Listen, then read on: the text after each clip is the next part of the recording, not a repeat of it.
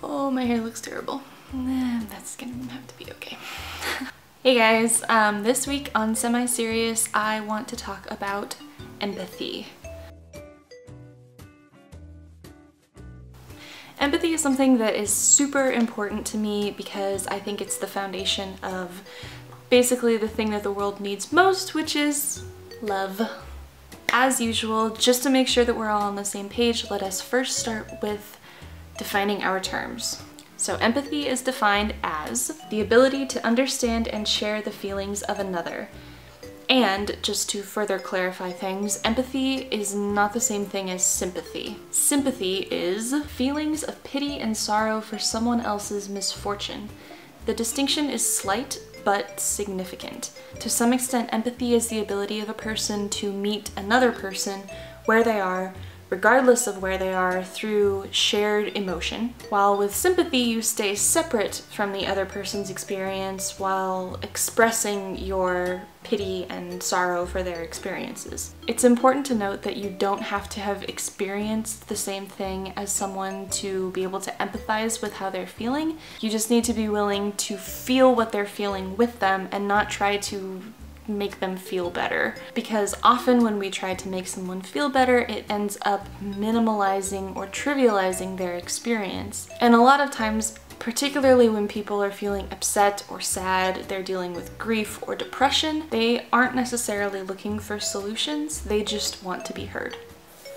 So why even talk about empathy? If social media is anything to go by, 2017 was not the best year for a lot of people. I mean, my 2017 was pretty great. I got engaged. I spent my first full year abroad. I learned German. I got into grad school, but it certainly was not that way for everyone. And while I've seen a lot of really wonderful, hopeful posts recently celebrating kindness and resolving to turn 2018 into a year full of little victories and more patience and more tolerance and just generally making the world better, I've also seen a serious lack of empathy lately from people from Logan Paul to the President of the United States. I don't want the resolutions that we've made for 2018 to end up like so many other New Year's resolutions. So that's why today I'm talking about empathy. I have a feeling that I'll be making more videos about this topic in the future, but I do definitely want to offer a couple of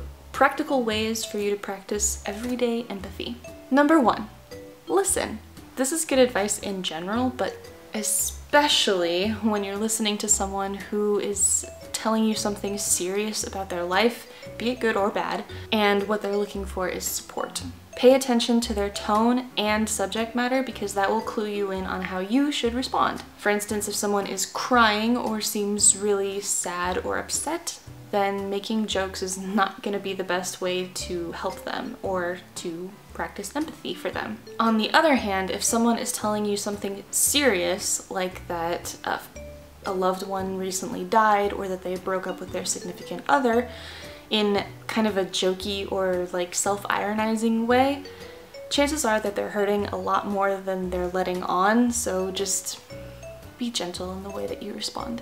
Number two, put yourself in their shoes. This one sounds simple, but it is a little bit tricky because you want to stay away from phrases like, I know how you feel, or I get it, especially if you don't know how they feel, or if you don't get it and you're just looking for some way to fill the silence. But even if you do understand, even if you do get it, even if you've been through a similar or the same situation, still stay away from phrases like this because it kind of turns the conversation to be about you.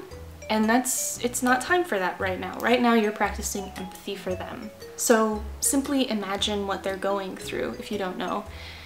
And if you can't imagine it, that's okay to say. Saying something like, I can't imagine what you must be feeling, is good because it shows that you're taking what they're going through seriously.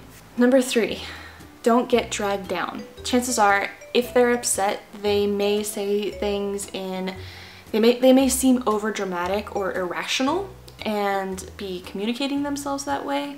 And honestly, that might be true. They might be overdramatic and irrational. It's possible. But now isn't really the time to bring that up. If they say something like, I don't feel like things will ever get better, your first well-intentioned instinct may be to say, yes, they will, but try not to. Instead, try to say something along the lines of, I understand why you might feel that way right now, but I disagree. Or but I think that things will get better. Or, but I know things will get better. The difference is that you're still sharing their experience and how heavy it feels for them in the moment, but you're not getting dragged into their hopelessness. Number 4, be patient. I mean this in a couple of ways. Be patient with their feelings, even if it's uncomfortable, unless they're doing something that is not safe, in which case you don't have to be patient. You can get them or yourself out of that situation immediately. Don't worry about their feelings in that case. Ow. Be patient with their communication, because a lot of people don't know how to talk about hard things, which is part of the reason why I'm making this video in the first place. Be patient with yourself and your communication, because having empathy and practicing empathy is really hard. Empathy is hard, feelings are hard. I'm not being sarcastic, that's just the truth. That's why the easy thing to do when someone is feeling upset is to express sympathy, because you don't have to get into it with them.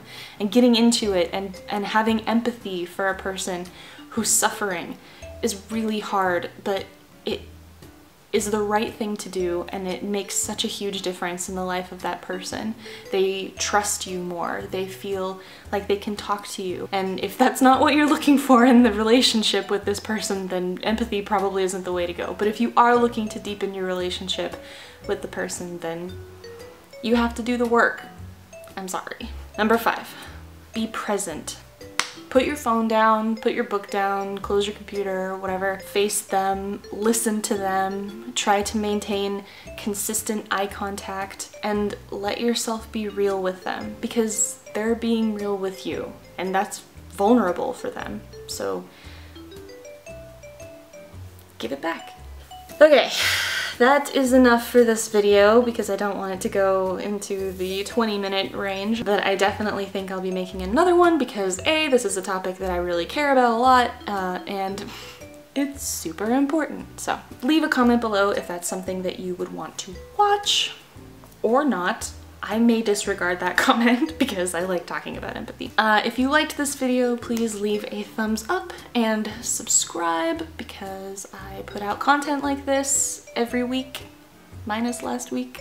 Sorry about that. If you have an idea for a video, you can also comment that down below. I read all of the comments, and I love getting comments. And I like getting likes. I don't like getting dislikes, because I'm a person and I have feelings, but you're free to express yourself however you want, because it's the internet, and that is free speech incarnate, which is something that we'll probably also be talking about in an upcoming video.